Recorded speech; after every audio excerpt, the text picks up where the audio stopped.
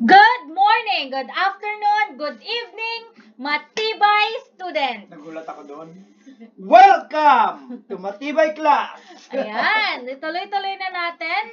And Ito. for this particular topic, ka-level po ito ng optimization, and it's all about solving situational problems involving related rates. Yan, and this is Module 17. Under Module 17, we have objective or objectives.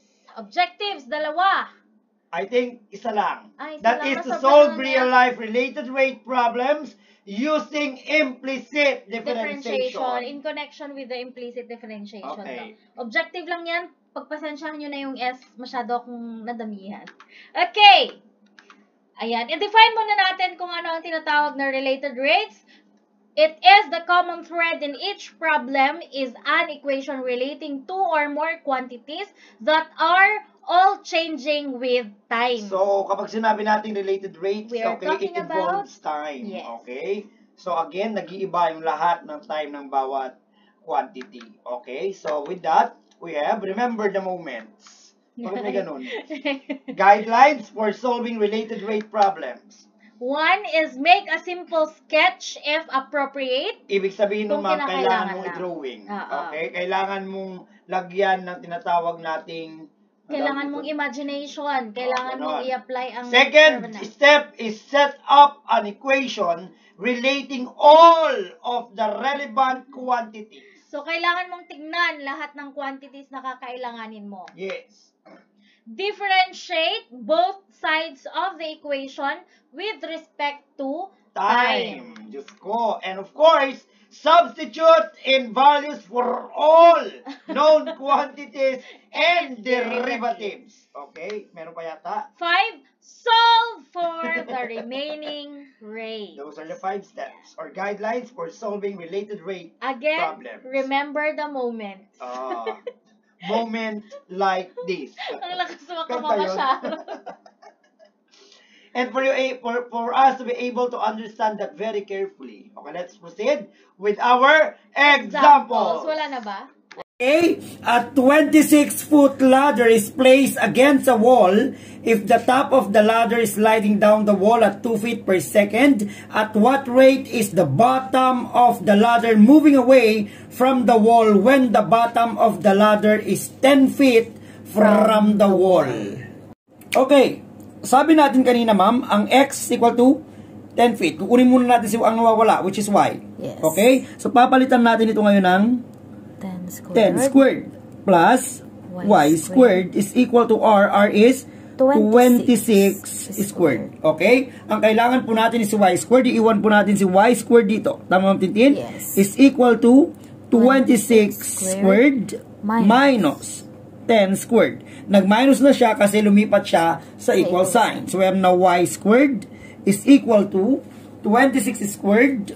Ayan. Hindi pa rin po ako nakakabili ng aking calculator. Tsaka para din sa mga walang science. 26 squared is equal to, nakikita ba? True. 676. While 10 squared, obviously, this is equal to 100. Isn't it? So, we have now y squared is equal to 676 minus 100 is equal to 576. Okay? Since meron pong square ng ating y, let's square both sides the equation para po matanggal ang squared. Okay? Ang maiwan ay y is equal to, tingnan natin, square root, square root of 576 is equal to 24. Nakikita natin. Nakikita. Nakikita ba? May napansin ako. 24, yes. Ang ganda naman ng cellphone niyo, sir. Pangmayaman, 48,000. Bago yun. Wow. So, y now is equal to 24. So, ano lang natin, mama, para mas maliwanag sa ating mga anak. Our x now is equal to 10. Our y now is equal to 24. Alam na natin yun, Ma'am Tintin? Okay, step number 1 yun, Ma'am Tintin. Let's proceed to step number 2. Sa step number 2, ma'am, babalikan lang natin. We have x squared, tama, Ma'am Tintin? Yes. Plus y squared is equal to 26 squared. Okay? Hindi ko muna binilagay yung 10. Okay? X squared plus Y squared is equal to 26 squared. Let's get, okay, the derivative of the following. Derivative of X squared is 2x. 2x, okay, plus derivative of 2y is, or Y squared is 2y. 2y. And derivative of 26 squared, since constant, that is equal to 0. Sabi po sa rates, ang kukunin po natin is the derivative of the time, or time. Okay? So, i-multiply po natin si x and y 9 times. So, we have now 2x times derivative of x all over derivative of time. Plus 2y times dx all over, dy, sorry, dy all over dt is equal to 0. Okay? Next, 2x. Meron po ba tayong dx all over dt? Wala. So, copy dx all over dt plus 2y. Sir Jason, how about dy all over dt? Take note, sabi po niya doon sa ating problem, okay, if the top of the ladder is sliding down the wall at 2 feet per second, ibig sabihin, sliding down, meron siyang negative or pagbaba ng dalawa. Okay? Sliding down, ano sabi niya, ma'am? Sliding down the wall at 2 feet per second. Top of the ladder. Ibig sabihin, nandito yon. Okay? Okay, top. Mag-slide siya ng 2. So, ibig sabihin, dito sa y natin, meron siyang negative 2. Nakakasunod, Ma'am Tintin? Yes. Nakakasunod? Is equal to 0. Meron na tayong 2x. Ang x natin is equal to what? Kanina? 10. Papalitan na natin ng 10 yan. Times dx all over dt. Nakakasunod, Ma'am Tintin? Yes. Plus 2. Our y is what? Y is? 24. 24 times negative 2 is equal to 0. Nakakasunod? We have 2 times 10 is equal to what? 20. 20. Meron pa rin tayong dx all over dt. Ibig sabihin, ang nawawala dito is si dx dt. Plus 2 times 24, Ma'am Tintin? 40. Negative 40. Ay, 2 saan mo times na? 24. 48. 48. 48 times negative 2. Papakita natin. 2 times, sorry. Tanggalin mo yun. 2 times 24 times negative 2 is equal to negative 96. Negative 96 is equal to 0. Okay, para mas maintindihan, we have 20 times dx all over dt. Okay, positive times negative will become negative 96 is equal to 0. Let's transpose negative 96 into the other side para maiwan dito si 20 times dx all over dt. Nakakasunod, Ma'am Tintin? Yes. Is equal now to positive 96. Since ang kailangan lang natin is si dx all over dt, let's divide both sides by 20. Parang matira ay si dx all over dt. And 96 all over 96 divided by 20 is equal to 4.8. Kung titingnan mo dyan, ma'am, 4.8 pareho lang ng ating nasa TG. Mas pinadali ko lang kung paano siya i-explain. Mas inisa-isa ko. Nakuha po? Yes. And that is an example number 1. Okay, let's proceed with example number 2. An oil tanker has an accident and oil pours out at the rate of 150 gallons per minute. Suppose that the oil spread onto the water in a circle at a thickness of 1.1 all over 10 inches, given that 1 cubic foot is equal to 7.5 gallons. Determine the rate at which the radius at the spill is increasing when the radius reaches 500 feet. Okay, so let's say for example, ito yung ship. Wow! O, yan yung ship. Kunkundet, yan yung ship. Tapos daw, nagkaroon siya ng leak or nagkaroon siya ng accident. So, let's see kung gaano kabilis niya or kung ano daw yung, anong tawag doon? Basta, kung ito daw yung radius at 500 feet, titignan natin kung gaano niya kabilis per minute mafe-feel itong 500 feet inches na yan. So, first step natin, dito lang yung problem natin kasi kakailanganin natin yung mga given dyan. So, ang first step natin is to identify the given formula. kung anong gagamitin nating formula. So, identify the formula. Ayan. So, of course, dahil based dito sa given natin, ang hahanapin natin is si volume. And based sa ating formula. Based doon, ang formula na gagamitin natin for volume is depth times area. Okay. And take note na dito sa ating given, meron siyang binigay na value for depth. And ano yon? We have the value for our depth, which is, eto po, 1 all over 10 inches. But take note, sa given natin, ang hinahanap natin is feet. So, yung inches na yan, i-convert muna natin into feet. And take note, kung alam niyo yung sa ruler, ang ruler natin is 1 foot, and for 1 foot, we have 12 inches. Tama po? Yes po. So, ito pong 1 all over 10 inches, imumultiply lang natin siya into 1 all over 12. Bakit 12? Kasi in 1 foot, there are 12 inches. So, kapag minultiply mo yan, you will get 1 all over 120. Okay. So, ito na ngayon yung ating value for depth. So, pwede na natin siyang isulat as V is equal to 1 all over 120 times, ang ating area po is constant, which is pi r squared. Or you can also write this as V is equal to 1 all over 120 pi r squared. Walang nabago, kapatid. O, sinulat ko lang. Walang nabago. O pwede ring volume is equal to pi all over 120. Yes. Or pwede ring V is equal to pi all over 120 r squared. Ito po. Step.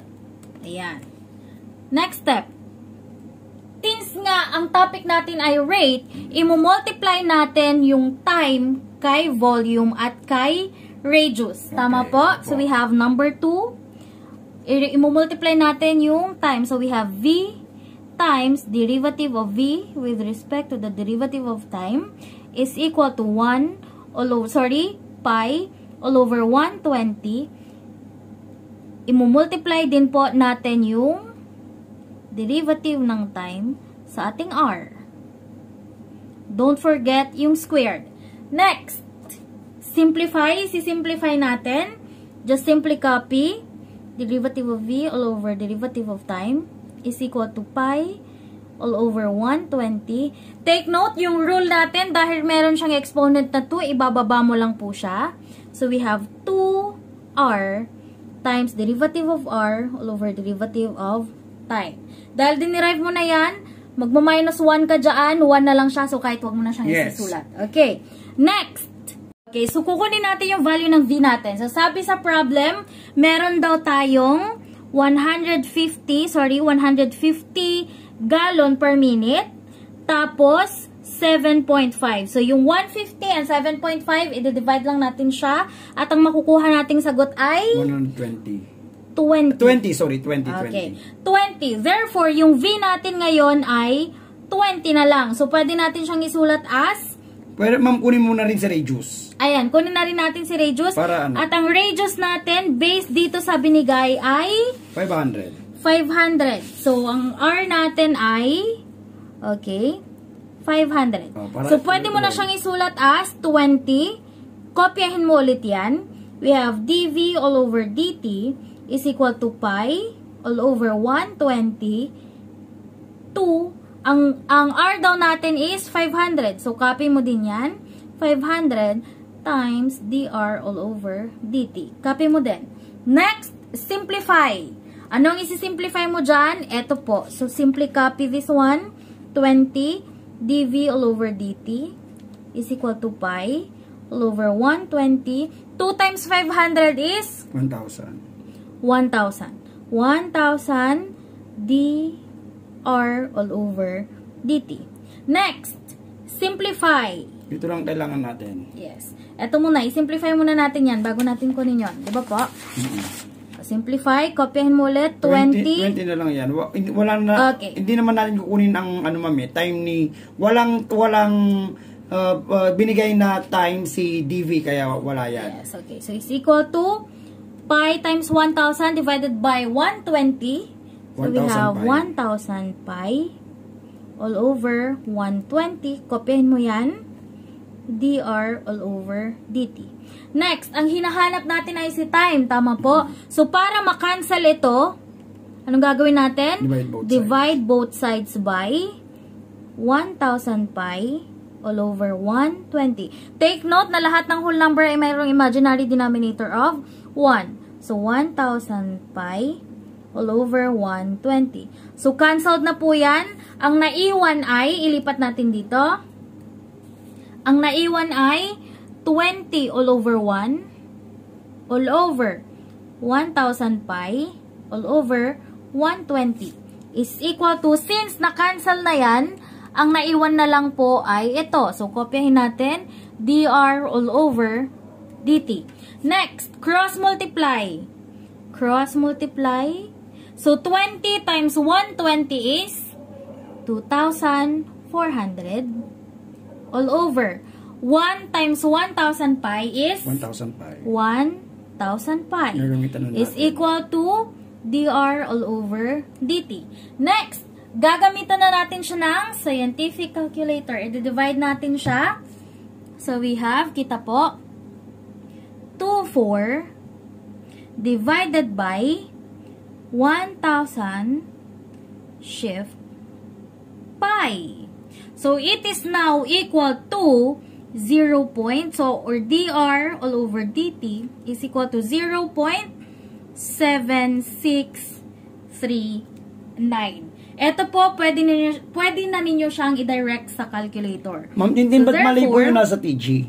Mali ba? Hindi ba? Okay. Gaya ng lagi naming sinasabi, do not always rely on your TG. Merong mga instances na nagkakaroon din ng typographical error. Yes, pero kung titignan mo... At kung titignan mo, ma'am, yung 2.4 divided by pi... Yes, kung titignan mo yung 2.4 divided by pi, 2.4 divided by pi, o yan, is equal to 0.7639. So, ibig sabihin, parehas siya dito sa ating nakuhang sagot. Nagkaroon lang ng typographical error sa ating module. Isisingit ko na rin, ma'am, yung number 3. Actually, yung number 3 din, mali din po yung nasa TG. Ang final answer should be 3 all over 2. Pero ang TG niya ay 8 all over 3. Okay. It should be 3 all over 2. Mas i-compute nyo yan. Pareho lang naman yung example number 1 and number 3. Same so, process. x squared plus y squared is equal to 10 squared. X squared plus 8 squared. Papalitan nyo na. So forth and so on. So again, final answer for number 3. 3 all over 2 po, not 8 all over 3. Yes. Let's now proceed on example number 3. A plane is flying directly away from you at 500 meter per hour at an altitude of 3 miles. How fast the plane's distance from you increasing at the moment when the plane is flying over a point on the ground 4 miles from you. Example number 2. To see what's going on, we first draw a representation of the situation. Wow. Drawing muna tayo. So, sa ground daw, ano sabi niya sa ground? Hindi na tayo mag-drawing. Sige. So, meron daw tayong ground. I-drawing mo yung ground. Ayan, ground. Ground. Okay. So, syempre yung plane, ma'am, aakyat siya dyan. So, kunwari nandito ako. Kunwari nandyan ka. Lumipad daw yung plane, lumipad daw yung plane away from me na mayroong altitude. Kapag sinabi natin altitude, taas. Yes. Altitude na 3 miles. Okay, ground, meaning to say ito yun, ma'am. Yes, yun yung ground. Okay, ito yung 4 miles. And ang ground natin, yan yung x. Okay, syempre yung away, yung distance, ito yung y natin. Yes. Okay, okay, take note. Because the plane is in level flight directly away from you, or directly away from you, Ma'am Tintin, the rate at which x changes is the speed of the plane, which is dx all over dt is equal now to 500. Yes. Nagiget mo? Yes. Therefore, ma'am, ang kukunin natin, ang hinahanap natin is the dy all over dt. Take note that in the Pythagorean theorem, okay, we have now x squared, ito yun, ma'am, yes, plus 9 is equal to what? Y squared. Yes. Okay? The derivative of this. Okay, yes, derivative of x squared is 2x plus Derivative of constant is 0. 0 and we have 2y. 2y. Nag-gets mo, Tintin? Yes. Next, we have 2x times dx all over dt. d time is equal to 2y times dx all over dy, sorry. dy all over dt. Okay? Alam natin that dx all over dt is 500. So we have now 2x all over times 500 is equal to dy all over dy all over dt. Nakakasunod, ma'am? Yes. Ano yung x natin kanina, ma'am? X natin kanina is 4. Ang x natin kanina is 4. So, isa-substitute natin yung 4. Babalikan lang natin, ma'am. Alam na natin kanina, ma'am, na si x, okay, ito yon, ma'am. Ito yon is equal to 4. Tama, ma'am? Yes. Hindi natin alam muna si y. Tama, ma'am? Kukunin natin si y. Si x natin, sabi natin is 4 squared plus 9 is equal to y squared. Nakakasunod, ma'am, Tintin? 4 squared is equal to what? 16. Plus 9 is equal to y squared. 16 plus 9, ma'am? 25. 25 is equal to y squared. Let's square both sides sa equation. Parang matila lang ay y. Square root of 25 is 5. So, alam natin si y. Yes. Ang x natin ay alam na natin. Okay, let's substitute. 2. Anong x natin, ma'am? 4. 4 times 500. Nakakasunod po? Yes. Is equal to 2. But our y is 5. 5 times dy all over dt. Yun ang ating hinahanap. 2 times 4, ma'am, Tintin? 16. 16. Sorry, 8. 8 times 500. 4,000. Tama? Yes. It's 4,000. Is equal to 10 all over dy all over dt. Since ang kailangan lang natin ay si dy all over dt, Divide both sides by 10. dito na po, mga anak ko. Sorry na, malalaking sulat ni Sir Jason. Okay, we have now 400. Ito yon ay 4,000 is equal to 10 dy all over dt. Okay, since dy all over dt lang kailangan natin, let's divide both sides by 10. 10. Parang matira lang po is dy all over dt. But 4,000 divided by 10 is equal to 400. So the answer is 400 miles or meter per second. Meter, ma'am. Yeah, meter per hour. Okay, this is now our final answer for example number 3. Maliwanag, ma'am Tintin? Yes. Okay. And that's all, mga anak. Lagi niyong tatandaan na magiging mahirap man ang mga susunod na araw o may mga time man na hindi tayo okay. Yes. Okay lang yan dahil lahat yan ay kakayanin natin. Dahil lagi niyong tatandaan, lahat tayo ay hashtag Matibay! Bye-bye, everyone! Bye-bye, Good mga anak. night! Good night!